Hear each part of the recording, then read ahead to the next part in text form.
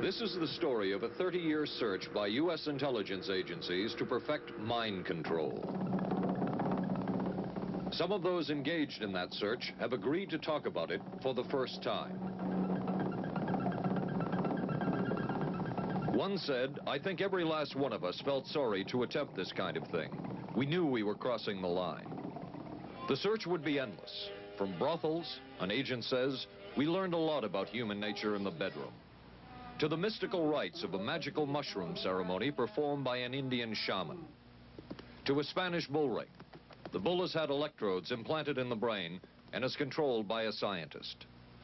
There would be victims.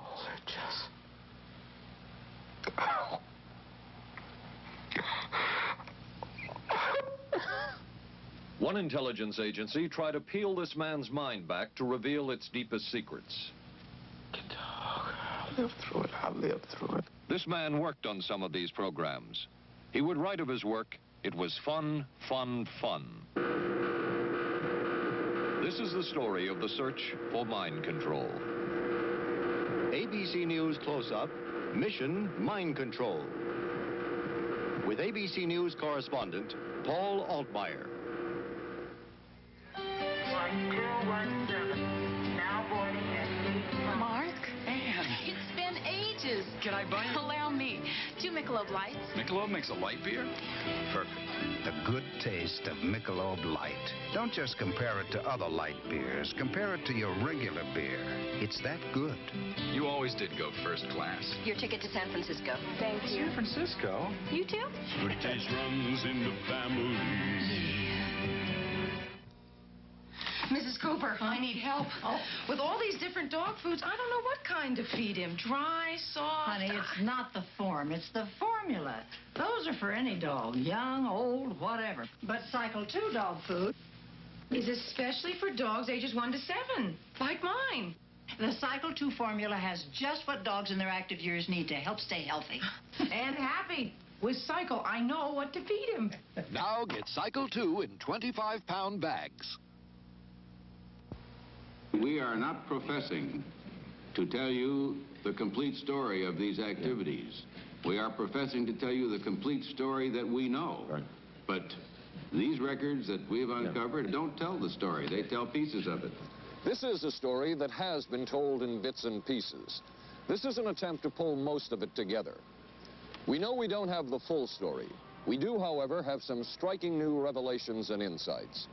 The story begins here, just off the nation's front yard, the Mall. The buildings behind me were the headquarters for the World War II Office of Strategic Services. It was here that the first halting steps toward mind control began. The shaper and molder of OSS was General Wild Bill Donovan.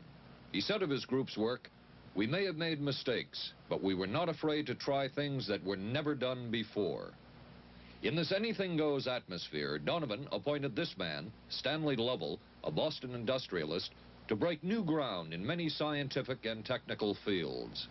Donovan called Lovell his Dr. Moriarty, after the fiendish professor in Sherlock Holmes. Lovell liked the name and posed for this Saturday Evening Post photo. He later wrote of his OSS job that it was, quote, to stimulate the PEC's bad boy beneath the surface of every American scientist and to say to him, throw all of your normal law-abiding concepts out of the window. Here's a chance to raise merry hell. It was in this atmosphere that the search for mind control began. This bizarre man would be an active participant in that search over the next 2 decades. His name is George White, an OSS captain who had formerly been with the Bureau of Narcotics. In his diary, seen here publicly for the first time, White left a legacy of the darker side of American intelligence work. He received his early OSS training at the British-run school at Oshawa, Canada, the same school where Ian Fleming, the creator of James Bond, was trained. White referred to the school in his diaries as the Oshawa School of Mayhem and Murder. Mike Burke, former OSS colleague of White's and now president of Madison Square Garden Center. Very compelling fellow, mysterious fellow, almost mystical fellow. He was fascinating because you knew something about him, but not enough about him to really get a fix on him. He also knew a great deal about the swifter elements of society, the gamier side of life. And he was very impressive in his technical knowledge of the underworld, so to speak. He said, one of our men gets beat up. He says, you have to act real fast and teach these guys a lesson. Charles Siragusa, a former narcotics officer and friend of White's. He'll come around, he says, and break your kneecaps. And with that, one guy laughed, and George would always have little Billy with him.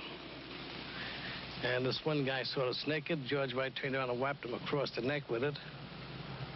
Then he picked up a pool stick and started beating everybody up. He made his point. And he made his point. George White was not a man of understatement or subtleties. His boss at OSS, Stanley Lovell, referred to him as deadly and dedicated. In this note from White's diaries, it says, call Lovell regarding TD. TD was a rather transparent cover for Truth Drug. George White worked with the Truth Drug Committee here at St. Elizabeth's Hospital in the nation's capital. They experimented with mescaline, scopolamine, and marijuana on unwitting victims. The committee soon learned there was no easy panacea, no truth drug at this stage. But White and later colleagues would not stop trying. The goal remained the same. As this 1952 CIA memo says, the aim is controlling an individual to the point where he will do our bidding against his will, and even against such fundamental laws of nature as self-preservation. But it was a discovery here in Basel, Switzerland, at Sandoz Laboratories by Dr. Albert Hoffman that led the intelligence agencies of America to believe that they had found the panacea.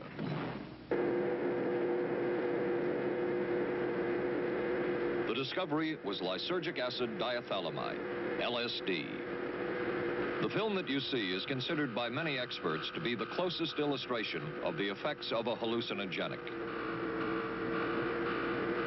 It was one of the first times that anybody had run into a powerful drug that was different than anything else that they knew anything about. John Gittinger, recently retired chief psychologist for the CIA. This is the first time Gittinger has been interviewed publicly. We could disable a whole city by putting a very small amount on a water supply. After all of these years of us, those of us who were involved in looking for this secret drug, this was the only thing that began to look for the first time like it might be something like that. The CIA's interest in LSD was intense. The worry was that the Russians would get hold of it. Were the Soviets into LSD? I'm going to have to say I'm sure they were, but if you ask me to prove it, I've never seen any direct proof of it. But at one point, intelligence information received from Switzerland said that Sandoz Laboratories was about to put 100 million doses of LSD on the open market. And it caused enough concern within the agency that the United States was prepared to buy the entire supply. However, a slight mistake had been made. The mistake is made public for the first time. I just found out on a new CIA document that there were no such large quantities of LSD on the market. John Marks has filed numerous Freedom of Information suits against the CIA and has unearthed much new material. He is the author of The Search for the Manchurian Candidate, a history of intelligence agency work with mind control. He is a consultant for this report.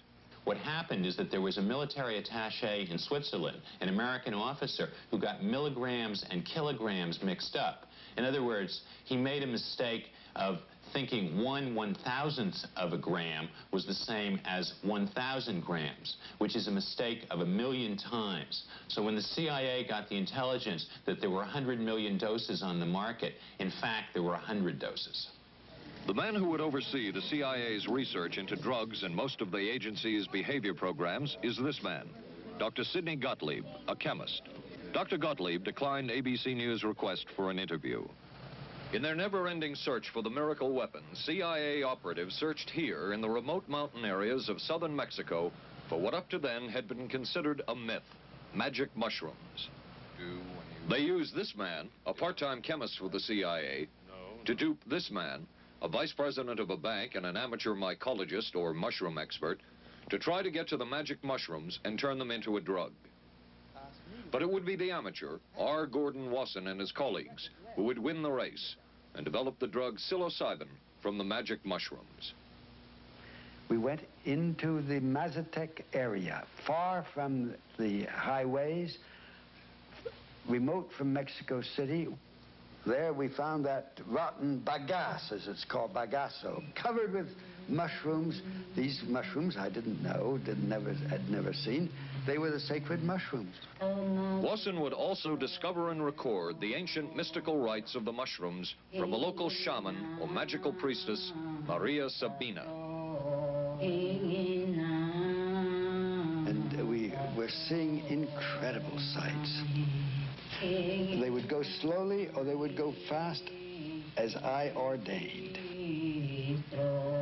All your senses are rendered acute. We say that you see visions, you see hallucinations, but that doesn't begin to tell the story. The hallucinations are only part of it. You hear sounds, you smell things. The night was thrilling. Word of Wasson's discovery reached the CIA quickly. Dr. James Moore, a University of Delaware chemist, secretly served the CIA preparing deadly chemicals on short notice.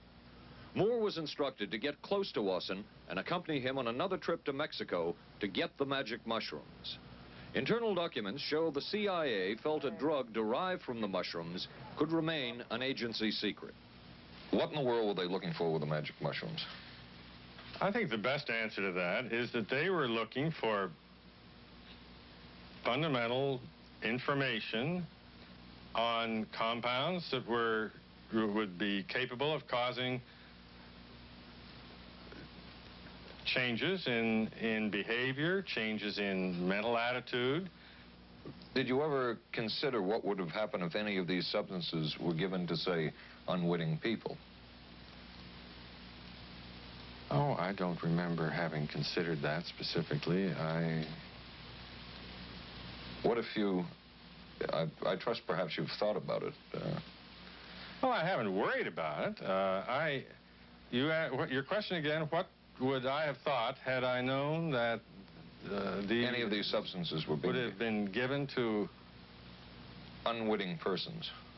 You mean a hostile agent of another government? No, I mean that was probably one of the things they had in mind. I mean testing it out on an American citizen. I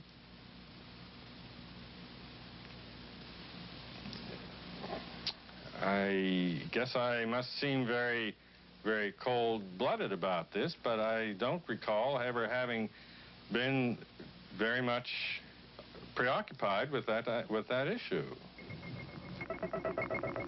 But many drugs were tested in this way. A decision was made at the highest levels of the CIA to do testing on unwitting Americans. As one CIA document says, such testing would be operationally realistic. A former CIA official who worked on these programs describes for the first time how the decision was made. He did not wish to be filmed or recorded. Thus his remarks are read by someone else. I think every last one of us felt sorry to attempt this kind of thing. We knew we were crossing the line. Every decent kid knows he shouldn't steal, but he does it sometimes.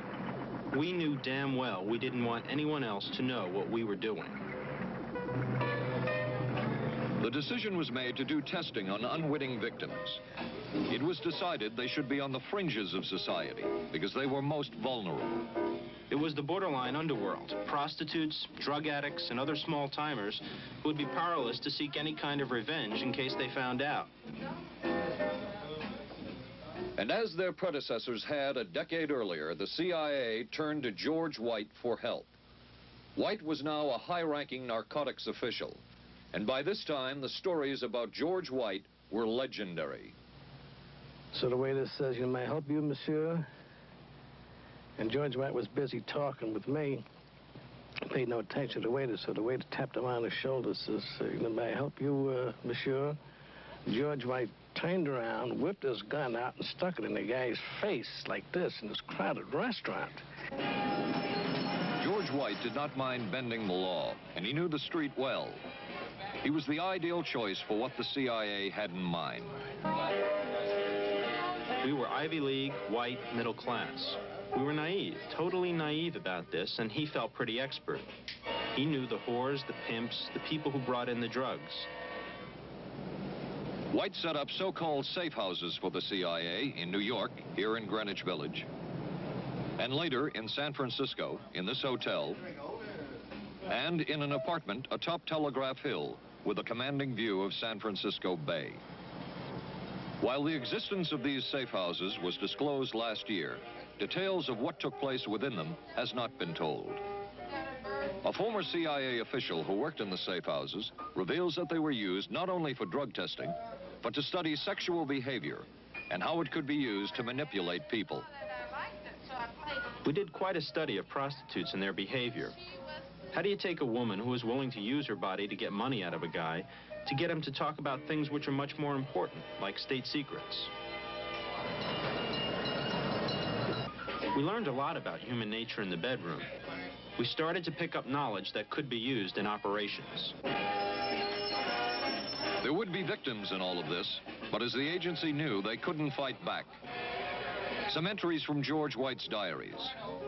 Clarice gets horrors. Janet, sky high. As one agency memo says, we have no answer to the moral question.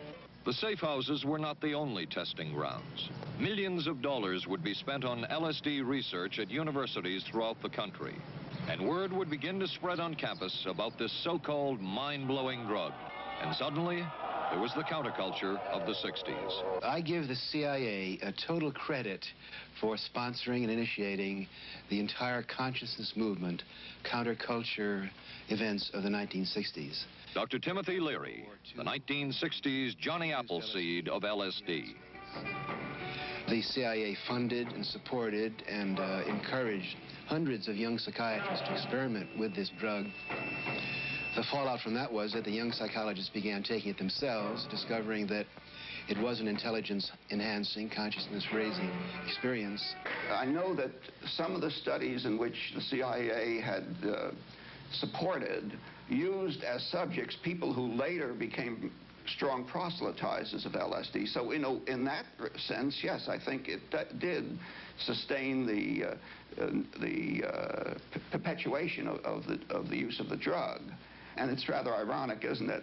The counter case that I would make in relationship to that is to remember that the people who were doing the research were people who would be doing the research regardless of who was the sponsor.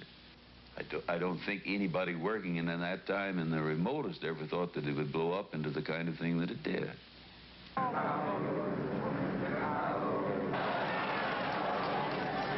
History will judge the role of the CIA and other intelligence agencies in unwittingly contributing to the counterculture of the 60s through their intense interest in LSD and other hallucinogenics. But for the moment, at least, the argument can be made that the CIA helped usher in the age of Aquarius.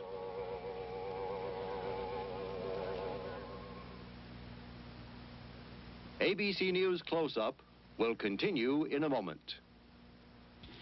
Being careful about my body doesn't just mean major things like regular breast exams. I'm even careful about pain relievers. Plain aspirin sometimes upset my stomach, so I use Bufferin. It adds protection.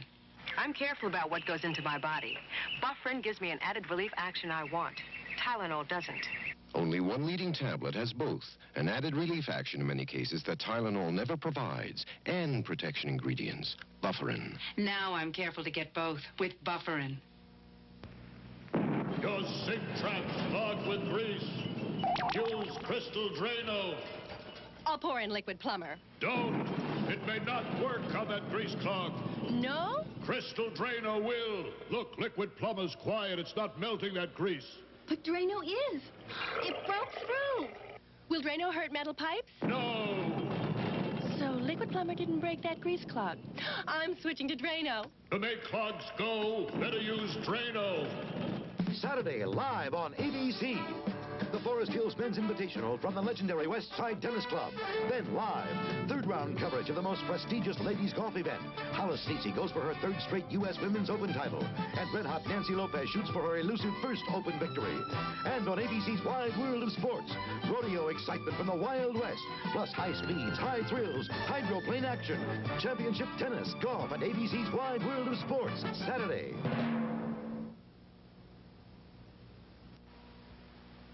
Wednesday on 8 is Enough. We got the buggy fever. The Bradford girls go disco crazy. Hey, hiya, hun.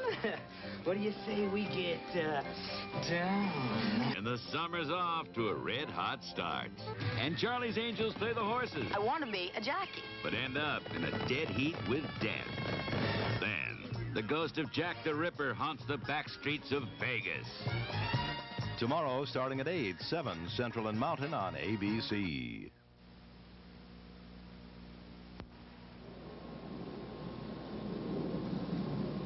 Covering a span of history such as we are in this report, one can get sidetracked by the so-called glamour and mystery of espionage work or by the exotic qualities of some drugs.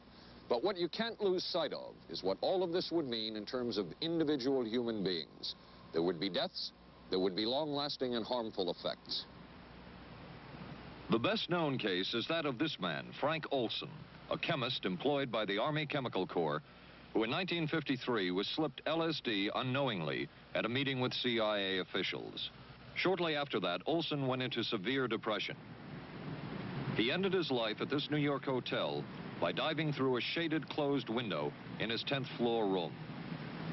Frank Olson was the first known fatality in the CIA's LSD program. Olson left behind a widow, Alice, and 3 children, but it would be years before they learned the real story of his death. Shortly after his suicide, Alice Olson was visited by Dr. Sidney Gottlieb, the man who had administered the drug, and by Robert Lashbrook, his deputy, who was the last person with Frank Olson the night of his death. It was probably to check me out and see whether I was handling myself and handling the situation, whether I was hysterical. And I'm sure they left the house feeling ever so much better because I had been gracious and hospitable to them, so that I must have played right into their hand and made them feel fine. 23 years later, how did you feel about that meeting? My anger was unbelievable at how I had been duped for this length of time, and the anguish which was unnecessary. Anyone who knew during all of those years never told Alice Olson the real story of her husband's death. She would discover it by accident more than 2 decades later.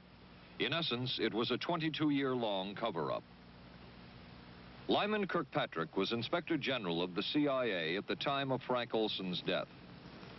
But had not the Olson case occurred within the secret confines of the CIA, would not this case have been a prosecutable case?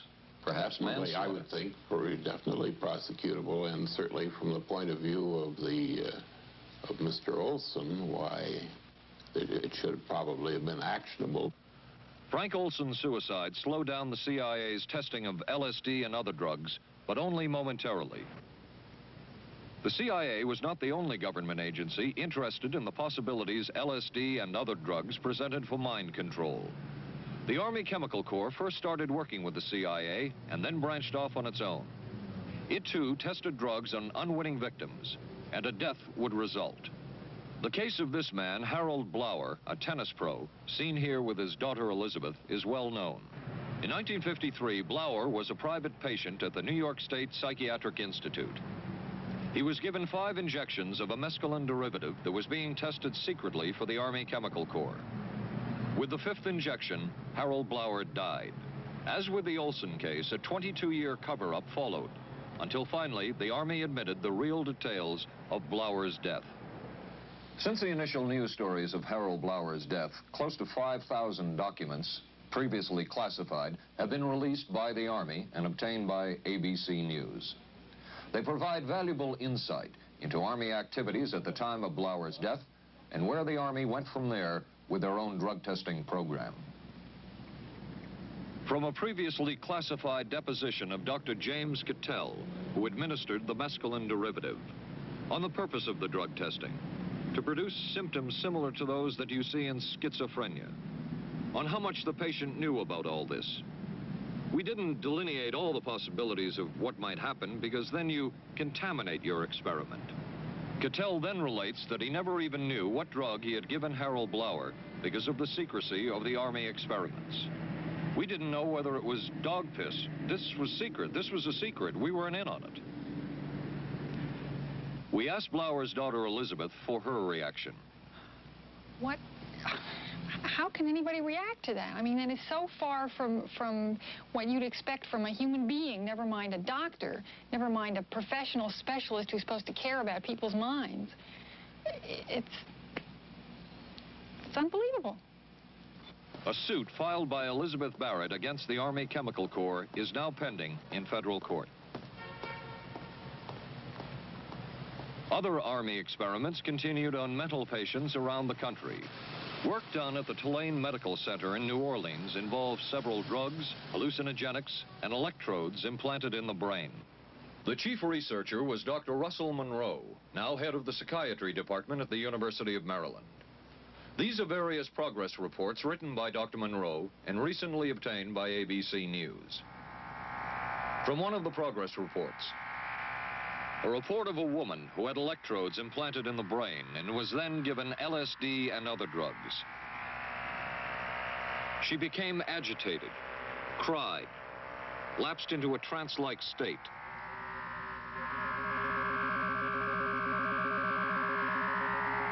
Felt as if she were about to have a convulsion, experienced waves of darkness and light,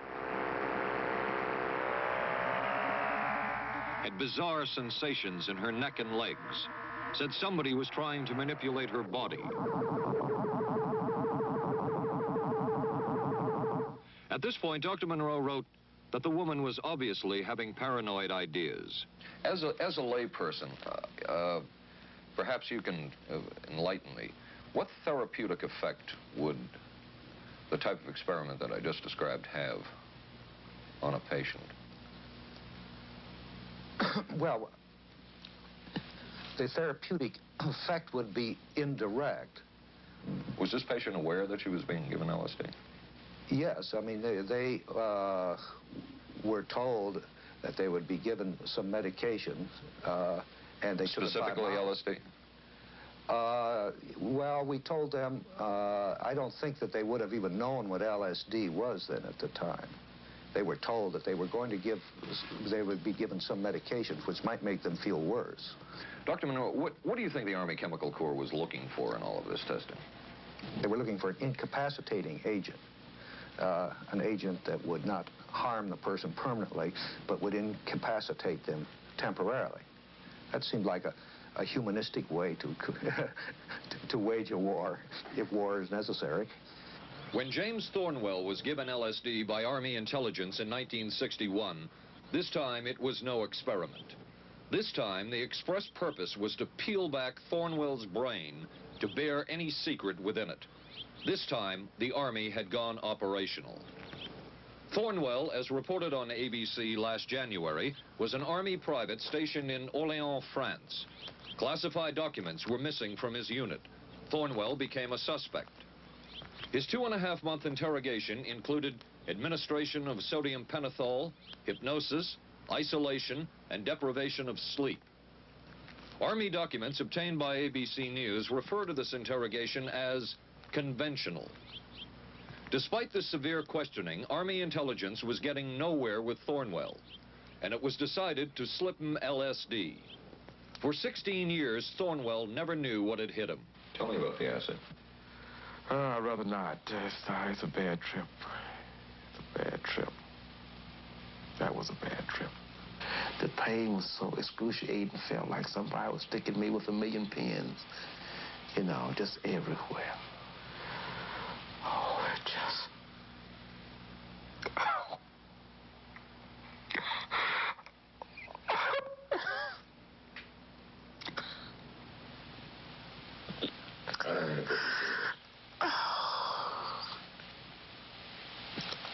Do you want to stop for a minute?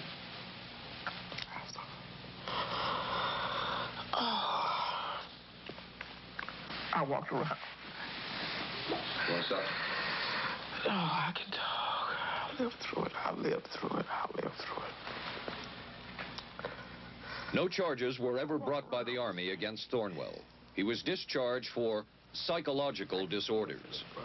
But an Army psychiatric evaluation of Thornwell obtained by ABC News, one which was done prior to Thornwell having been given LSD, says of him, fairly cooperative, oriented, alert, and gave no evidence of psychosis or depression. From the Army's point of view, this type of LSD interrogation was a success. Other documents refer to the exploitability of interrogation subjects, cracking them, keeping them off balance mentally, and providing an economical, speedy, and productive aid to interrogation. From James Thornwell's point of view, it was no success. Thornwell still has serious problems. He's run through 2 marriages. He maintains he can't hold a job, can't concentrate, has nightmares, and feels socially and emotionally isolated. Last fall, Thornwell filed suit against the government in federal court. In a moment, we will examine the closest experimentation to brainwashing that we have uncovered.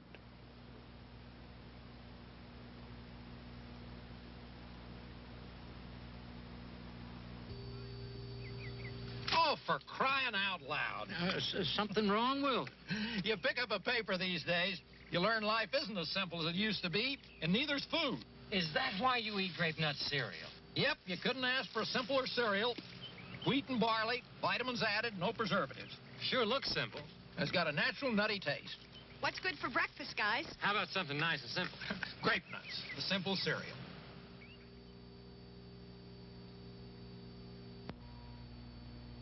Maxwell House's coffee you can count on. Maxwell House. Good to the last drop.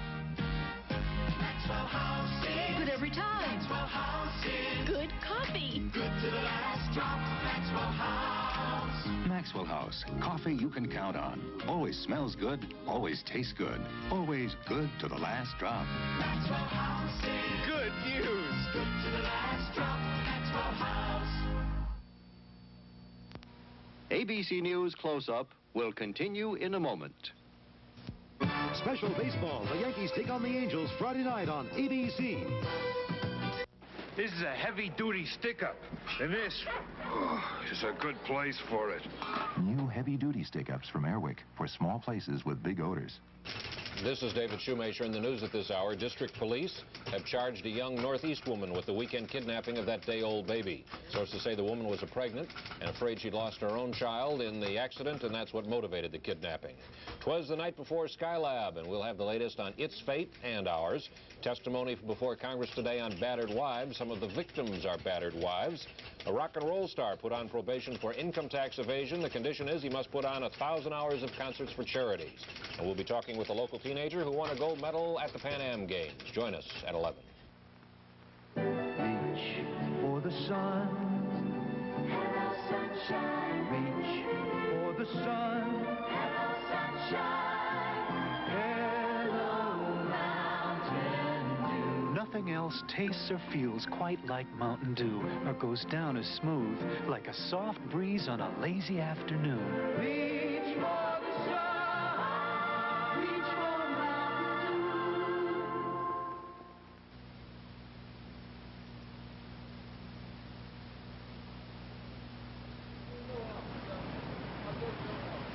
By far, the most chilling experiments we have uncovered took place at this Gothic estate called Ravenscrag, halfway up Mount Royal in Montreal. It houses the Allen Memorial Institute of Psychiatry of McGill University. It was here that the CIA funded a series of experiments, severe experiments. The work was done by the Institute's then director, Dr. Ewan Cameron. It is the closest experimentation to brainwashing yet disclosed. His work, unprecedented in psychiatry, consisted of 3 areas which he called sleep therapy, psychic driving, and the ultimate depatterning. Dr. Maurice Dongier, current head of the Allen Memorial Institute. In his psychic driving, so-called type of therapy, he would give the patient intensive electric treatment in order to make the patient regress deeply, become forgetful. and then he would attempt to implant new ideas in the mind of the patient. Now, to a layman, it would appear that Dr. Cameron was trying to take the slate and wipe it clean, the slate being the mind. In other words, brainwashing. Exactly, that's a very good comparison. Brainwashing. Yes, to life. Val Orlico of Winnipeg, Canada, the wife of a member of the Canadian Parliament, was a patient of Dr. Cameron's. She entered the Allen Memorial Institute because of severe depression. She describes for the first time publicly the LSD therapy and psychic driving treatment that she was given by Dr. Cameron. And then the drug began to take hold very rapidly because it was an IV injection. And things became very furry and very frightening, and had a lot of sensations that it's very difficult to recall. Nobody explained it to me. Nobody ever asked me if I was willing to do it or anything. He had this feeling that he would be able to get through the resistance of illness and to reach deep changes very quickly. Did he? I don't think that when you look at that in retrospect, the hopes that he had have been in any way fulfilled. But Cameron would plunge on. The next step was what he called psychic driving. This involved almost endless tape-recorded messages and more drugs for the patient. Cameron wrote that this was the way to make direct controlled changes in personality. I thought this was the coldest and most impersonal treatment that anybody could give to anybody in the world. And I became more and more despondent and more angry. I just became so despondent that I thought I can't live like this any longer. And I thought I would just go out and throw myself underneath the cars on McGregor. I stood on the curb of that street and I stood there and I thought, okay, go. Okay, go. And then I thought, what if you're not killed? What if you're just maimed? What if you don't die and you live and you can't even talk anymore? And I couldn't do it. The most severe technique Cameron used was depatterning. He described it as breaking up the existing patterns of behavior by means of intensive electroshock therapy with prolonged periods of sleep.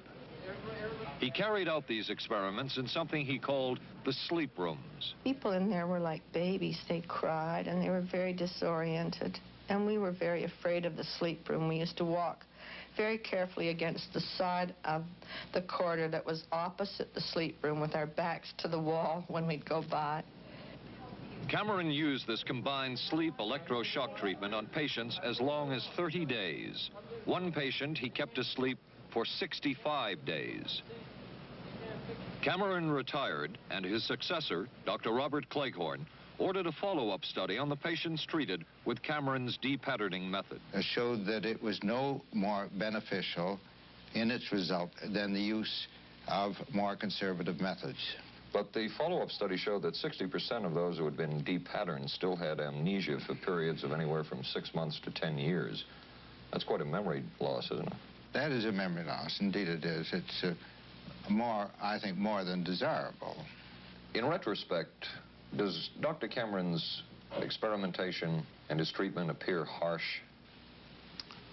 I would say yes. I mean, this forceful type of approach that I was describing to you is definitely, it can be said that it's harsh.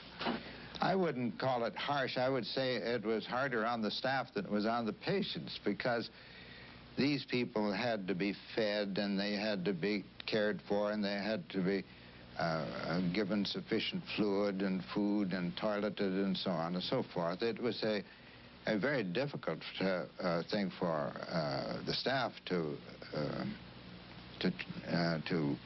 follow these patients properly and see that they did well. Well, I'm glad he was concerned for the staff. But damn it all, I wouldn't. I could have maybe had a different kind of life. And that makes me angry and sad, and I don't know how to explain how I feel, really. I just... How did you feel when you learned that Dr. Cameron's experimentation was financed by the CIA? Well, I thought... Oh, I can't even use the word that I thought, because I thought, that bastard. And he was too smart. He knew who he was working for. And, excuse me, but I just, I just can't, sometimes I can't believe it, and yet I know it's true. If you had the opportunity to say something to the people at the Central Intelligence Agency who financed this study, what would you say? I realize the CIA is a very important organization, and they have a very important job to do. But, God, it surely doesn't have to be done on people who are totally incapable of knowing what's happening or having any defense against it. And I can't imagine the mentality of people who would do this. I just can't. As for Dr. Cameron, he died in 1966 while mountain climbing. A colleague wrote of Cameron, "For him, the ends justified the means. And when one is dealing with the waste of human potential, it is easy to adopt this stance." Dr. Cameron seemed ideally suited for what the CIA had in mind.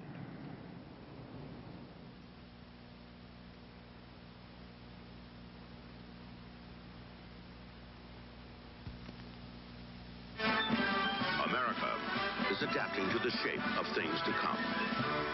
Triumph TR7 with 5-speed transmission or optional automatic. Wide steel belted radials, front disc brakes, front end spoiler, rack and pinion steering. Triumph TR7. No other sports car looks like it. No other sports car drives like it. Triumph TR7. The shape. Don't worry, they just got lucky. I'm sorry, I let us down. Forget it, we'll beat them next week. No, I really let us down. Come on, how about a Michelob Light, huh? Michelob makes a light beer? Sure. The good taste of Michelob Light. Don't just compare it to other light beers. Compare it to your regular beer.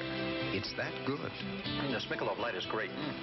Hey, you know what our real problem was today? Yeah, you were terrible. Good taste runs in the family.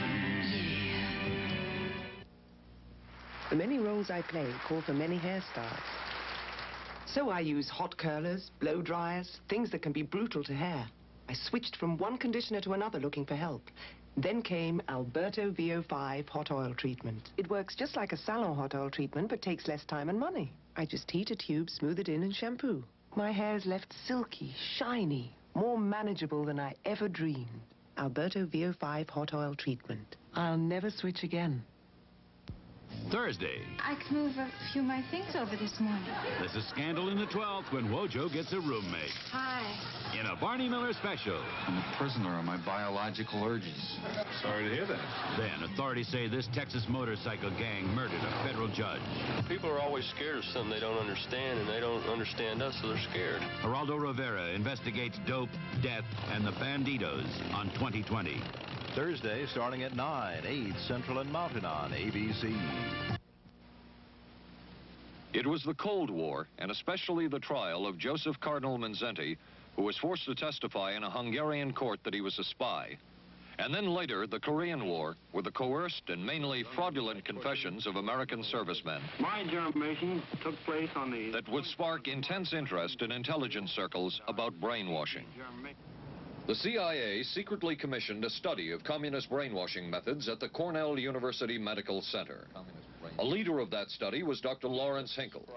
He explains first the Russian method of controlling and breaking a person. Absolutely isolated from everyone else, with one man whose job it is to get you to write the extent to which you are a criminal.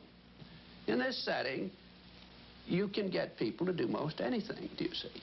Because you don't have to lay a hand on them. And by the time you get through and you go up before the judge, the fellow says, were you a spy? He says, yes, I was a spy.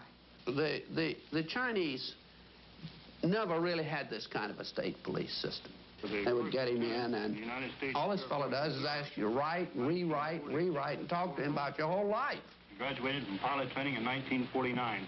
While the purpose of the study was to find out about communist brainwashing techniques, CIA documents show that the agency was interested in developing mind control methods of its own to precondition and control Chinese living in this country to be sent back to their homeland as CIA agents. What do you think they were looking for? Well, I think they weren't looking for agents or anything like that. Yet the agency's perception of the work you were doing, in CIA documents we have examined, it says that the project that was being done here, they intended to use everything learned about the new agents to induce them to, quote, to perform acts of a complex, purposeful nature. Yeah, but that was never done. The effects of which may be out of keeping with the individual's previous behavior. That sort of thing was never done. Those people were not, that was, when they first came here, the first people they sent up to see us, you see, were operational type people from the CIA with some rather wild ideas. Okay, this is their perception of it, if I could just continue. No, it wasn't their perception of it either. No, it wasn't. Dangerous to his being, contrary to any previous consciously expressed intentions and interests, contrary to the good of the individual, and subversive to the goals for which he is consciously working. I understand all this talk. But the situation was, you see, those things were never done because of wise people on both sides. We were not able to do this nor interested in it. They were, though. Some of the low-level people were, but the high-level people were not, to tell you the truth. But documents clearly show that the CIA was attempting to develop agents over whom they had as much control as possible. Agents who would perform tasks contrary to their own good.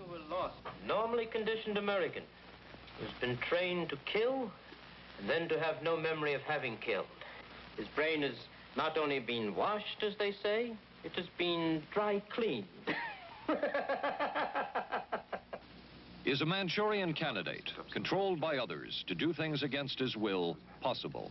It was a remarkable film because, as far as I'm concerned, it made something totally impossible seem absolutely credible. I would say the answer is yes, but there are many qualifications to that. Dr. Milton Klein, a psychologist, a clinical and experimental hypnotist, and unpaid consultant to the CIA.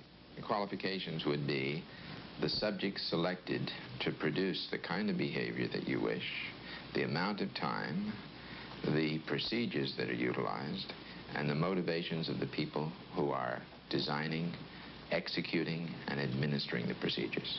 You're asking whether an individual can be, under hypnosis, influenced, coerced, persuaded, shaped to perform an antisocial act, or a destructive act, or an act of violence. My answer would be yes. Captain Marco, will you be good enough to lend Raymond your pistol, please? Yes, ma'am.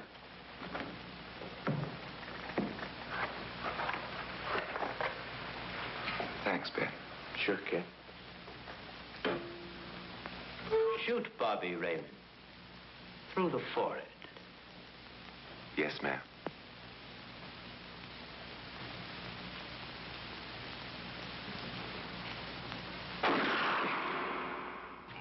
How valuable a tool can hypnosis be in the intelligence field? None whatsoever. It has absolutely no use because nobody's ever been able to do that I know of, do it in an operationally feasible way. I'm not in any way saying that hypnosis doesn't take place. I'm not saying there's nothing to it. I would say that most government agencies concerned with intelligence operations have been looking to hypnosis as a tool for a variety of purposes, one of which is to carry out and to execute certain intelligence operations on a basis where they would not have to rely completely on some of their own emotional reactions. Actually, would that entail murder? It could, if you consider that an act of killing someone under circumstances of war is murder.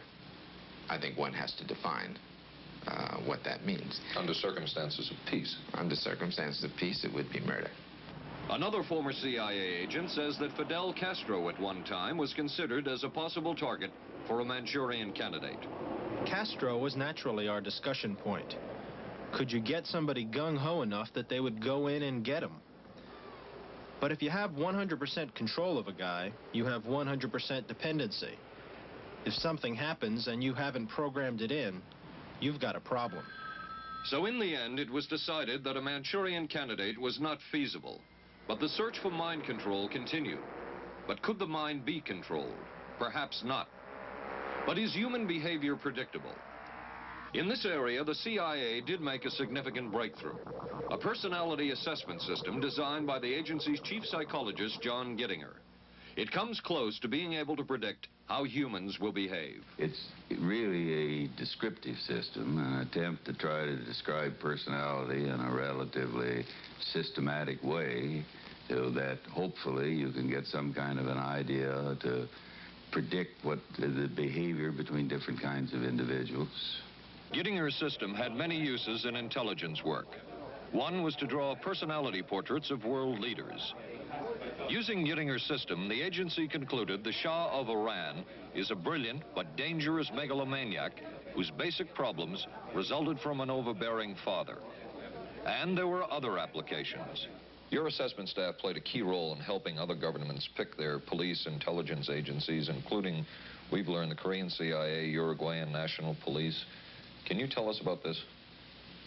No. Author John Marks. The former #2 CIA man in Uruguay told me how in 1966, John Gittinger and an assistant traveled down to Uruguay and gave the tests in order to select members of the Uruguayan intelligence service.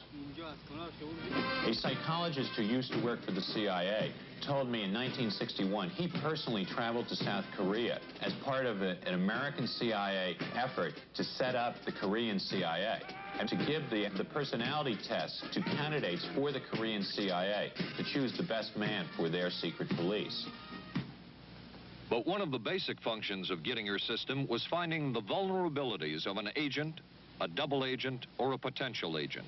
In its applicability to intelligence work, isn't the PAS system looking for a person's soft spot?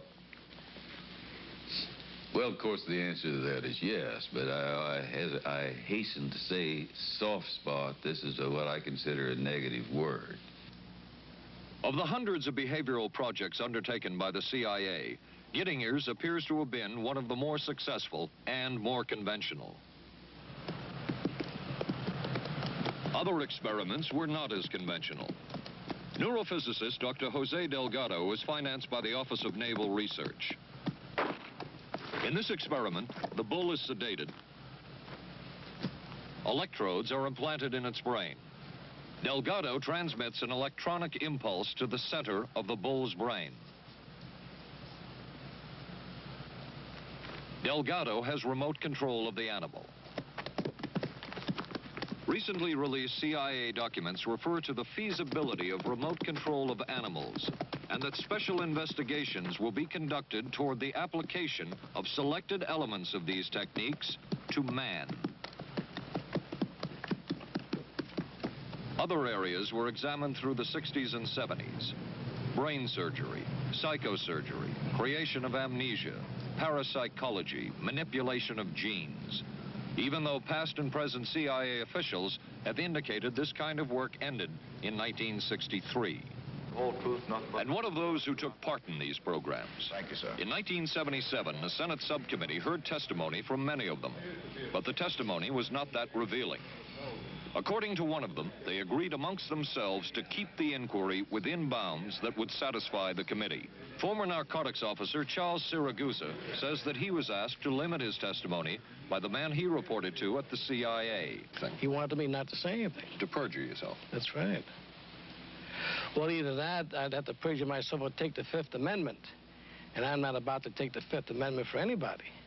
Okay. Former CIA chemist Robert Lashbrook testified he had no first-hand knowledge of the agency-run safe houses when, in fact, he supervised one of them. There was very little... And according to George White's diaries, was at a safe house when White conducted what he called an LSD surprise experiment.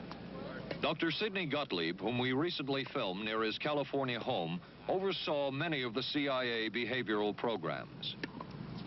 He retired in 1973 and destroyed the records of this work.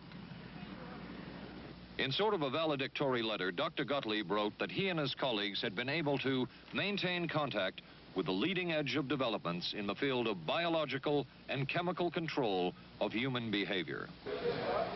Dr. Gottlieb also testified before the Senate subcommittee, but from an anteroom where he could not be filmed because of what his lawyer termed health and cardiac problems.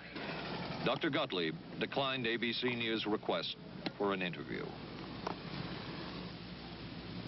And what of George White, the man who helped the agency in so many of its programs? He would retire here to Stinson Beach, California.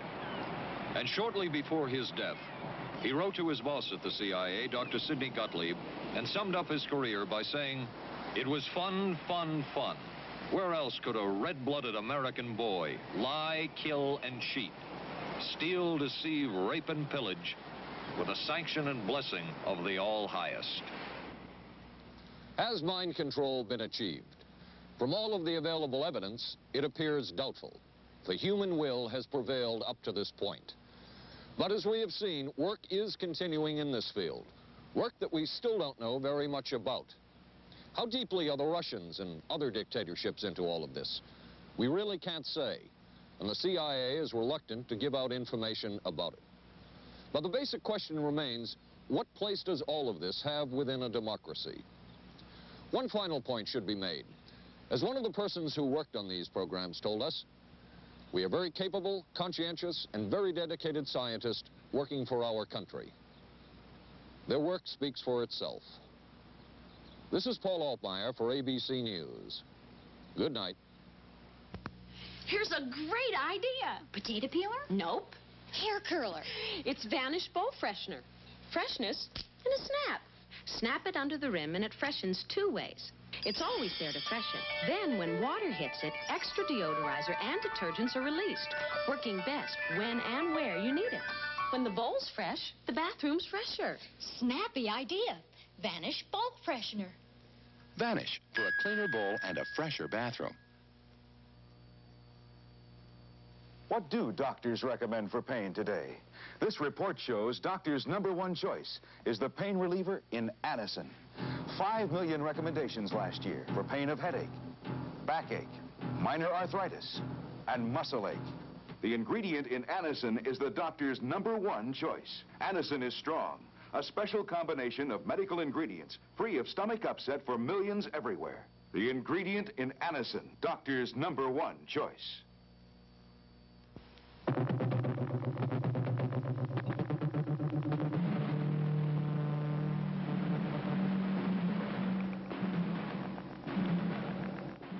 Stay tuned for local news next. Then live from the Johnson Space Center in Houston, ABC News will track the approach of Skylab as it nears re-entry. Skylab, the final hours. Right after Twiggy and Dirk Benedict of Battlestar Galactica star in I Want Her Dead on the Tuesday Movie of the Week, tonight on ABC.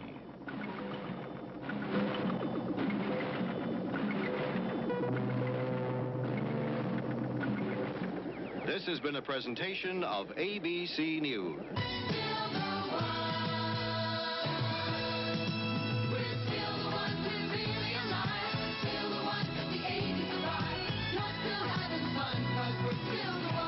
Still the one, ABC.